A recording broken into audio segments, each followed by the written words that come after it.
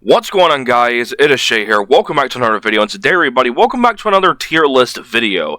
So, technically, this is actually going to be the start of a 2-in-1 that I'm going to be doing. This is, of course, going to be a separate video, but I'm going to be recording two videos tonight. Two tier lists on Deftones tonight, but the first one we're going to be doing for right now is pretty much one of their most popular albums to date, Around the Fur from 1997. This album has been critically acclaimed, I'm pretty sure, plenty of fucking times for the many great amount of songs off of this album. That did not make any sense, but I'm very excited to get into this, and sooner than later on this week, if not probably tonight, I will have a video out for something really, really cool that I'm doing, and it is relating to music. But that's for anybody who cares. So, other than that, I am very much ready to get into this tier list. I have my theories for Around the Fur here with me. You guys can't see, but we're putting up to the fucking webcam like you motherfuckers can see this shit, but yeah, I have my theories here, and yeah, we're gonna go right back at it with my 8th baked theory. So yeah, with that being said, let's begin. So the first song that we have here is the opening track / the opener for the album, My Own Summer. So, I didn't really have a theory for this. Literally what I typed in was someone angry at the sun. But however, though, it's actually about how Chino, around that time when they were recording Around the Fur, he wanted to sleep during the day, but he couldn't. And I think it was also because he couldn't wear whatever he wanted because of how hot it was in Sacramento at the time. Because I think, it was literally in the summer. I like to assume it was the year after they were touring for Adrenaline, which was sometime maybe late 1996, very early 1997 maybe, but yeah, for this, it is apparently because he pretty much couldn't do what he wanted during the day because they were recording all night long, so, the sun would be peeking through the windows and everything, and I assume we'll probably be getting the studio and or his house, really hot and all that stuff. But My Own Summer has been described as a punch to the throat, and they are not fucking lying when they are talking about that, or when they say that it's a punch to the throat. It's pretty much once the first verse once Shino was done singing the little first verse, and then the instruments just kick into overdrive, just like that, especially Stefan and Abe, and not to of course mention Chi, they just kick into overdrive right then and there. So an amazing opener for an album. My Own Summer is not my favorite, but we're gonna put it at S tier though. So the next song that we have here is Labia. So if for anybody who does not know what that is, all I'll just tell you is that it is a part on the female body. Go look it up yourselves if you are that interested. And it's actually not supposed to be spelled this way for the correct term, or for the correct way to spell labia. It is not with an H. It is without the H. I think Abe added the H. But labia, I don't know, dude. This song, from the few times I've heard it, because I'm not really a big fan of this song, even though it is a criminally underrated song off of Around the Fur. But the thing that I take from when I hear labia is that this is about pretty much two lovers who are willing to do anything sexual wise to cure their boredom, and that's what it sounds like to me whenever I hear this song. The lyrics don't really make any sense. Well, none necessarily makes any sense, but apparently nobody really understands what Chino is saying in the song. But from what I hear, from what I hear from the lyrics myself, and of course with the title of the song, and of course I guess you would say the overall tone of the song just kind of gets that, of course, gives it that sexual vibe. Of course, it's Deftones we're talking here, but I don't know, that's just what it feels like to me. I don't know, but Labia is an amazing song, but for some reason it's not one of my favorites, but A tier. So the next song that we have here is Mascara. The third song off the album, and actually has a meaning behind the song. But my theory on the song is that, first off, let's not even talk about the theory. I do like how Deftones utilize different tunings on this album. Well, it's not really that big of a change, because on this album they used a drop tuning instead of just playing in standard tuning. On Around the Fur, on Adrenaline, they used, Steph and Chi played in standard tuning, which is, E standard tuning. And for Around the Fur, they dropped down to drop C sharp, and also dropped down to E flat. But Mascara, dude, it is a relatively eerie kind of sounding song, whatever I just said. But also, the song also, I'm pretty sure some people who maybe are really big Weezer fans, or just listen to Weezer, may know that Mascara does not sound like a Deftones song. It has some heavy Weezer influence in there. And yes, I've listened to Weezer before. I'm not a fan of them, but I have listened to them before. And yes, it has some really heavy Weezer influences on Mascara, mainly with the riff. So the theory that I have for Mascara is about a guy who was seduced by a girl's looks, either from afar or directly, and I wouldn't say he's going as far as to try to, trying everything in his power to get with her. That's all I have for this. But the actual meaning for the song, or the actual meaning behind the song, is that this song is about Chino's ex-wife, Celeste. His first wife. And, it's clear in the lyrics, that this is somewhat about her, about something. I mean, hell, there you go with the lyrics. But there's something about her. I don't remember the other part of the song. That's the one thing that stands out with the song. And then another part is like, it's too bad you're married to me, or something like that. And apparently, Chino had played Around the Fur for Celeste when they were still together. I assume in his car or something. And she didn't really have any thoughts about it. I don't know. But Mascara is an amazing song, dude. Macabre, mysterious, and just genuinely overall amazing. S tier. So the next song that we have here is Around the Fur, the title track of the album and the 4th song off of the album. Now, Around the Fur, oh man, just kicks everything back into overdrive, because Mascara, you had a little slowness there, and then Around the Fur, everything just goes back into action, just like right then and there. So Around the Fur, my theory for this song is that apparently this is a guy who was with a prostitute, as stated by some of the lyrics in the song. However, after hours of sex and drugs, the prostitute overdoses, and the guy freaks out and tries to wake her up, not knowing that she is literally dying on him.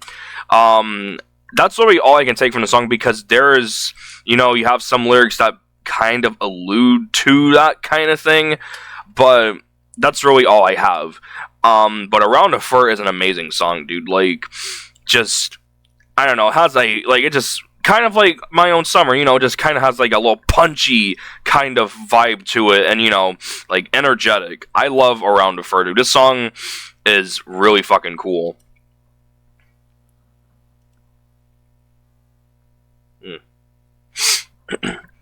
So the next song that we have here is Rickets, which I like to believe is a part 2 to Nosebleed from Adrenaline. Now, I have my reasoning behind that. In my Adrenaline tier list video, I had mentioned my theory that I had on Nosebleed, and that, Nosebleed was about how, it's kind of like, I think it was something relating to, a partner's, parents, or their significant other was kept bashing them about, all the stuff they did wrong, but never paid attention to the stuff they did right, or something like that.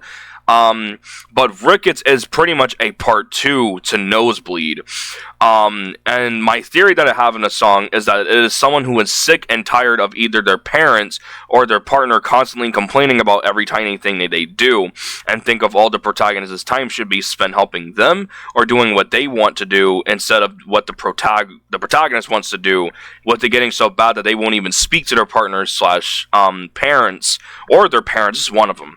And, it's pretty much a worse, the situation in Rickets that the protagonist is going through is a lot worse than what happened in Nosebleed. Nosebleed was bad, what the protagonist, I assume, was going through, but in Rickets, it's worse, or it's probably the same person, but it gets worse. But yeah, Rickets, dude, I love this song so fucking much, dude. It competes with Die the Flu as my second favorite song off the album, but Rickets sits at my top 3. And because Rickets, it's a bouncy song, and I relate to the song a little bit, dude, because some people think that, this is a part 2 to Mascara, But I like to believe that this is of a person overthinking a lot, and I gotta adjust my headphones, and my phone just went off. I relate to this song a little bit, dude, because I overthink a lot, man, and, you know, if you look at the lyrics and all that kind of stuff, it's kind of obvious that it may kind of seem like that it's about a person overthinking too much about this kind of stuff, or about certain things, and that is exactly what I do a lot. But rickets, dude, and also for anybody who does not know what rickets is, I think it is the vitamin D deficiency or something like that. It's relating to your bones, by the way.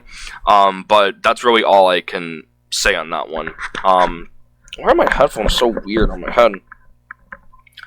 But yeah, rickets, fucking amazing song. Going in front of My Own Summer up here at S tier.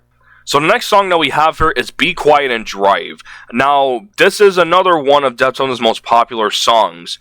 And the theory I have on it is pretty simple, but I'm not going to get on that. Excuse me.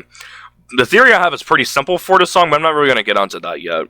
But Be Quiet and Drive, I don't know, dude. It's like, apparently somebody has described the song as Depeche Mode meets Helmet. Which are two bands that I don't listen to. But I don't know, dude. This song is just like, it's a perfect song to play when, of course, you're driving on the highway, something like that. And literally just do what the song title is saying: be quiet and drive.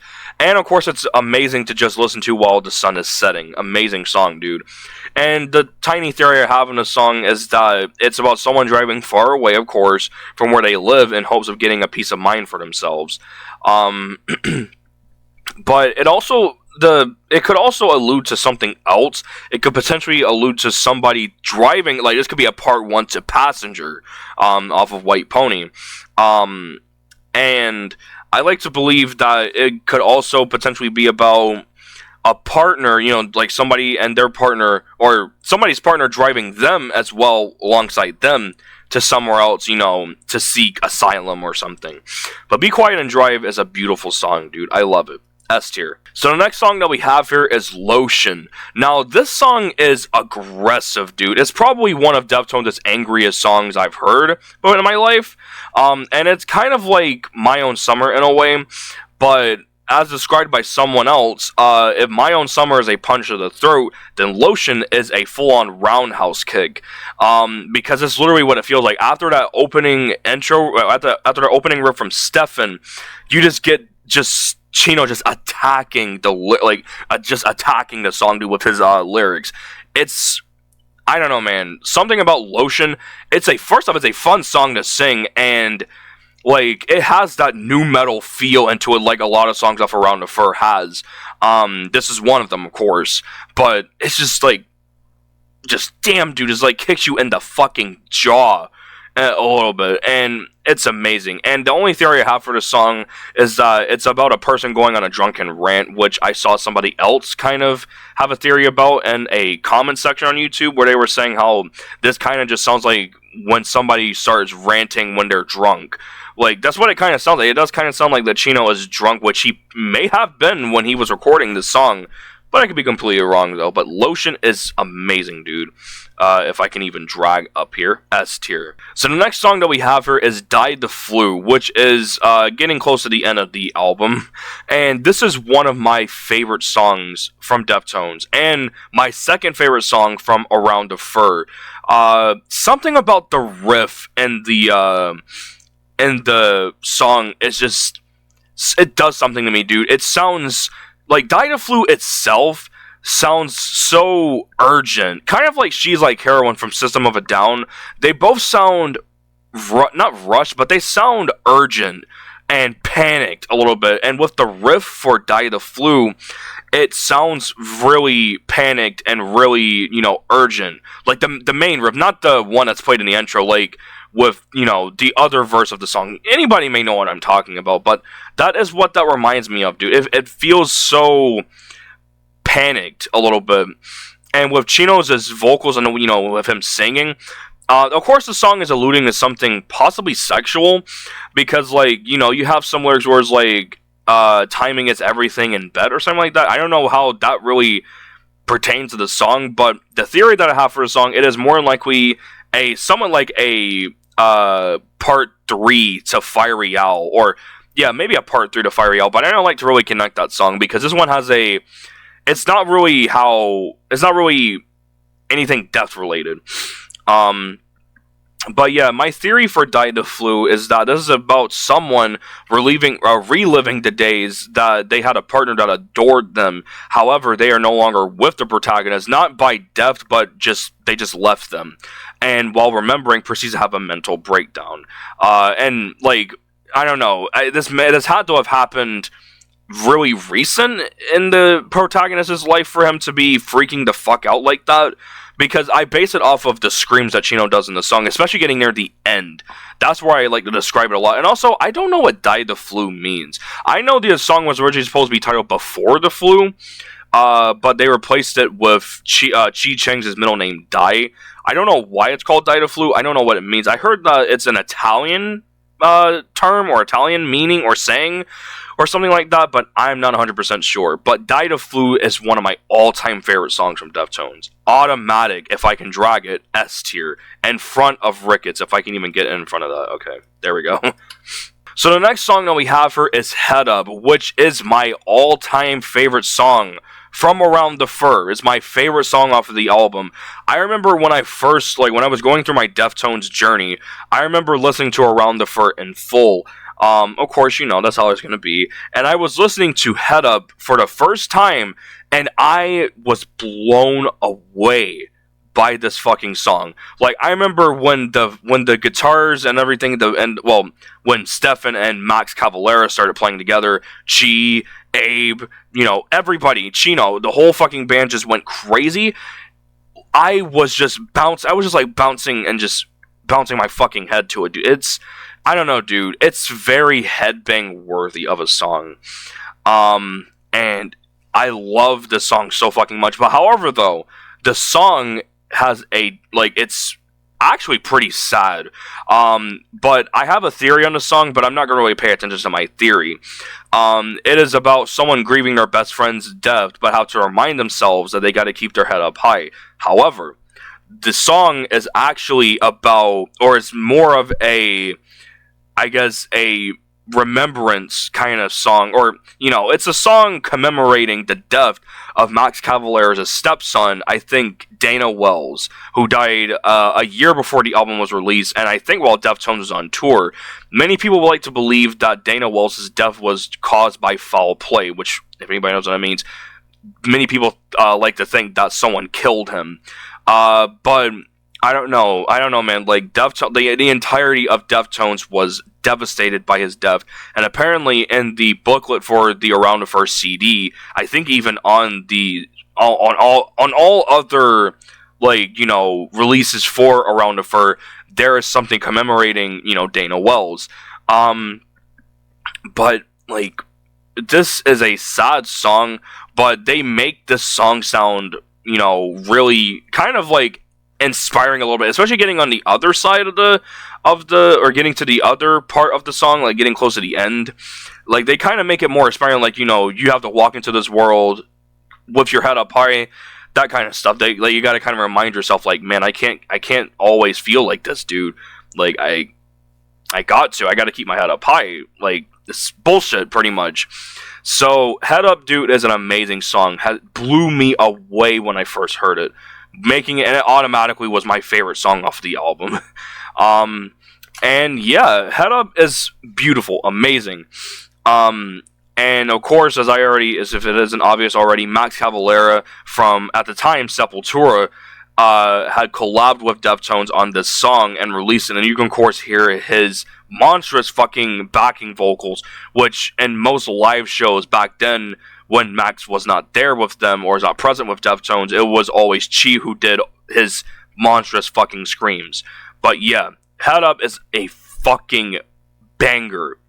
Automatic S tier, dude. So the next song that we have here is MX, which is technically I would say the last song off of Around the Fur, but that is if you do not let the album play in its entirety. MX, This song is a little weird. To me, it is one of Deftones' like freakiest or horniest songs that they've ever made. And the theory I have on it is literally just spot on. And I will go ahead and say that now. And my theory for MX is that this is a guy who is willing to buy or literally do anything for his girlfriend. This dude, well, as with most dudes, you know, or actually no, most of with anybody who is, you know, has like a partner, be it boyfriend, girlfriend, or anything like that, they're willing to die for them pretty much. But, you know, this is pretty much the epitome of a simp. Like, a guy who is trying to put some girl on a pedestal. You know, like, you're more important than anything in my life. That is what I like to believe that MX is about. And also, what does MX mean? Like, is this the abbreviation for Mexico? Or is it just, or does it have a bigger meaning? I don't know what MX means though, dude. But funny enough, the song features Anna Lynn, which is Abe Cunningham's ex-wife, or his first wife, on backing vocals, or not just backing vocals, on just vocals in general. She is the girl that you hear throughout the song, and probably throughout those little distorted parts. I can't tell if that's Chino or if that's her. But, and really, what's really funny is that I think at one show when they performed some Around the Fur songs live, around the time the album came out, I saw one video of her actually doing her vocals on stage with the band. So, yeah. MX is amazing, dude. I love this song. It's, I don't know, it's just something about the riff, and then hearing, you know, the bass riff in the background as well, alongside that, it's just amazing. I love this fucking song, dude. This song is beautiful. Love it. But yeah, MX, that goes up here at an S tier. So in between MX and Damone, there is a I think it's a full on 30 minutes of silence. I think it's about 30 minutes of silence, and in between that, there is a recording known as Bong Hit, where Stefan takes a bong hit over a voicemail that I assume he's sending to one of the band members. That's the voicemail that is left over, and you're left with like about 20 more minutes of silence, where you get to the technical last song of the album, Damone. Now, I am not sure what the song is about, but I like to believe that this is also about Chino's first wife, Celeste. But, you know, because I think they had a toxic relationship, or not toxic, but their relationship was breaking pretty bad around the time that Around the Fur, I think even around the time Adrenaline came out, or when they were recording Adrenaline, their relationship was starting to fall apart a little bit. But my theory that I have for Damone is that this is a couple who are in a toxic relationship, and they both love each other, but they also absolutely hate each other, as based off some of the lyrics that are in the song. But yeah, Damone is a hidden gem, dude, and once again, another headbang worthy song. And that's really all I have to say for Damone, and this automatically goes up here at an S tier. And there we have it. That is my tier list for Deftones' Around the Fur album. This was one tier list I was really ready to do. And the next one is, of course, going to be their follow-up album, which a lot of people, and myself included, like to consider their best album of all time. However, though, if I had to choose between White Pony and Around the Fur, I'd rather have Around the Fur as being their best album, because, I mean, technically it was their best album up until White Pony came out. But yeah, with that being said, I really hope everybody stayed through to the end, or stay all the way up to the end here, after hearing my dumbass eighth bake theories that I have for every single one of these songs. But yeah, thanks everybody for looking, and I would like to know your opinions in the comment section down below, your own rankings, and, you know, if you want to fight about my opinions, toss them on down in the comments. But with that being said, I'll see you guys next time. Bye, guys. I dropped my phone.